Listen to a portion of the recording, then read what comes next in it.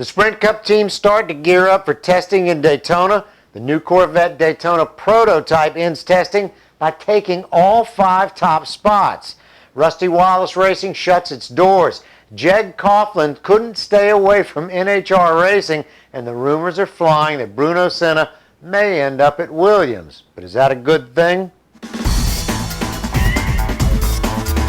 I'm Michele Rahal with Motorsports Unplugged and motorsportsunplugged.com. You can also catch us on Race Day on Fox Sports Radio every Sunday from 7 a.m. till 9 a.m. Eastern Time on your Fox Radio affiliate. On January the 14th, the Sprint Cup teams are set to participate in an aerodynamic testing session to set the baseline for what will be allowed to compete in the 500.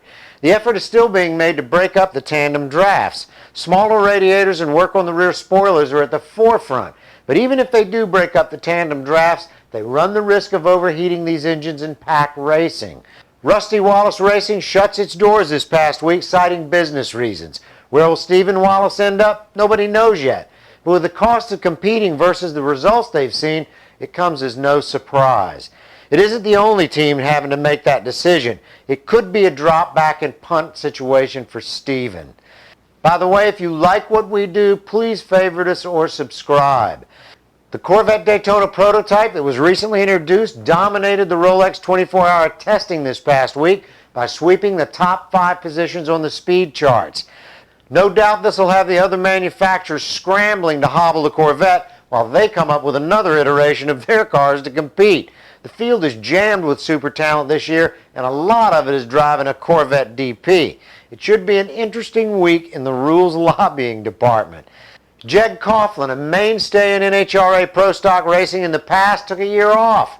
Well, he couldn't stay away. He's back, and he's going at ProStock full throttle, so to speak. He's revived his race effort with the blessings of a new wife, who just happens to race herself. Not a bad thing. Expect to see this guy right back in the winner's circle in 2012. In Formula One, Bruno Senna, who spent a half season with Lotus Renault, has been linked to the second seat open at Williams. Well, so is Rubens Barrichello and Adrian Sutil. But if any of them get the seat, is it going to be a good thing? Williams has just lost its primary sponsor in AT&T and its technical director, Patrick Head, all in a very short span. Unless they've got a real handle on the 2012 car and can fund it, they run the risk of another poor season. Let's hope not. This is a great historical team. For Motorsports Unplugged and motorsportsunplugged.com, I'm Michele Rahal. I'll see you later this week.